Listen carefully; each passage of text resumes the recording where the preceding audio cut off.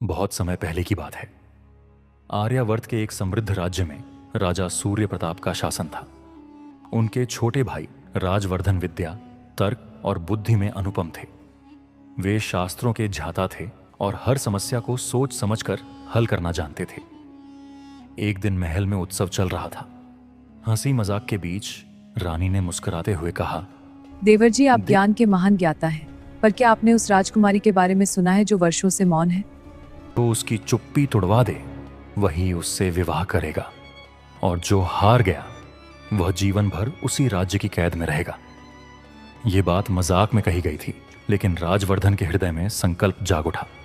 उन्होंने मन ही मन ठान लिया, राजकुमारी को बोलने पर मजबूर करके ही लौटूंगा। कुछ दिनों बाद वे राजकुमारी चंद्रलेखा के राज्य पहुंचे। महल के द्वार पर एक विशाल घंटा टंगा था। नियम था, जो भी परीक्षा स्वीकार करेगा उसे वहीं घंटा बजाना होगा। राजवर्धन ने निडर होकर घंटा बजाया। उसकी गूंज पूरे राज्य में फैल गई। राजकुमारी चंद्रलेखा अद्भुत सौंदर्य और तीक्ष्ण बुद्धि की स्वामिनी थी। उन्होंने प्रण लिया था, जो कोई एक ही रात के 3 पहरों में मुझे 3 बार बोलने पर विवश कर देगा, वही मेरा जीवन साथी बनेगा। रात का पहला पहर शुरू हुआ। राजवर्धन राजकुमारी के कक्ष में पहुंचे। चंद्रलेखा शांत थी, मानो पत्थर की मूर्ति। राजवर्धन के पास एक रहस्यमयी बोलने वाली अंगूठी थी, जिसमें एक चतुर आत्मा वास करती थी।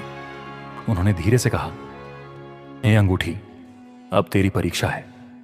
अंगूठी बोली, एक चित्रकार, एक मूर्तिकार और एक कवि ने मिलकर एक स्त्री की प्रतिमा बनाई। साधु ने उसमें प्राण फूंके। बताओ, वह स्त्री किसकी हुई? राजकुमारी मौन रही।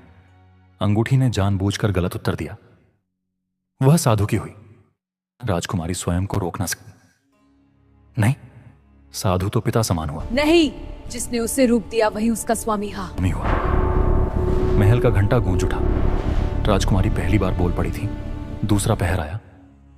चंद्रलेखा फिर मौन में चली गई। राजवर्धन ने दीपक की ओर देखते हुए कहा, हे दीपक, अब तुम सुनाओ। दीपक बोला, एक राजकुमारी ने अपने प्रेमी और भाई को डूबते देखा। वह केवल एक को बचा सकती थी। उसने प्रेमी को बचाया। क्या यह सही था? राजवर्धन ने जानबूझकर कहा, प्यार सबसे बड़ा होता है। राजकुमारी गुस्से में बोली, नहीं, कर्तव्य और परिवार सबसे ऊपर होते हैं। घंटा दूसरी बार गूंज उठा। राजकुमारी दूसरी बार बोल चुकी थी। अब अंतिम पहर था। चंद्रलेखा ने ठान लिया था कि अब वे नहीं बोलेंगी। राजवर्धन ने अपनी ढाल की ओर देखकर कहा, अब अंतिम न्याय तुम करो। ढाल बोली, एक चोर ने व्यापारी को लूटा, लेकिन उसकी बीमार मां की बात जानकर धन लौटाया और अपनी सारी कमाई दे दी। क्या वह अपराधी है? राजवर्धन बोले, चोर को सजा मिलनी चाहिए। राजकुमारी तेज स्वर में बोल उठी, नियत कर्म से भी बड़ी होती है। जिसने मानवता दिखाई वह सम्मान का अधिकारी है। उसी क्षण सूरज की पहली किरण महल में आई। घंटा तीसरी बार गूंज उठा। राजकुमारी मुस्कुराई और बोली, आज मुझे मेरी बुद्धि का सम्मान करने वाला ऐसा जीवन साथी मिला है जो मेरी बुद्धि का सम्मान करता है। राजवर्धन उन्हें आदरपूर्वक अपने राज्य ले गए और पूरा राज्य उनकी चतुराई को नमन करने लगा। वाचक, अंत में इस कहानी से हमें सीख मिलती है कि शब्दों से नहीं, बुद्धि और सही समय पर बोलने की समझ से जीवन की सबसे कठिन परीक्षा जीती जाती है।